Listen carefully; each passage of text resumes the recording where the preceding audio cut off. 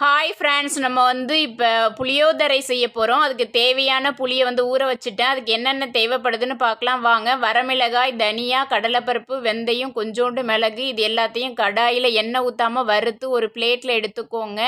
நல்லா ஆறுனதும் ஒரு ஜாரில் போட்டு நல்லா அடிச்சிடுங்க. அடித்ததும் நல்லா ஃபைனாக ஒரு பொடி மாதிரி வந்துடும். அதை ஒரு ஓரமாக வச்சிடுங்க. வச்சுட்டு புளி ஊற வச்ச புளியை நல்லா கரைச்சி ஃபில்டர் பண்ணி ஒரு ஓரமாக வச்சுக்கோங்க.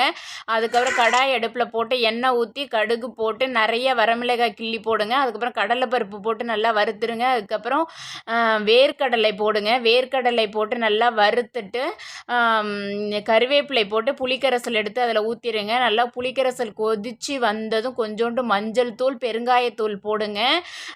நல்லா கொதித்து கிரேவி மாதிரி வந்துடும். அப்போ நல்லெண்ணெய் நிறையா ஊற்றணுங்க. நிறையா ஊற்றினா தான் சூப்பராக இருக்கும். அதுக்கப்புறம் சாப்பாட்டில் போட்டு சாப்பிட்லாம். பாய்.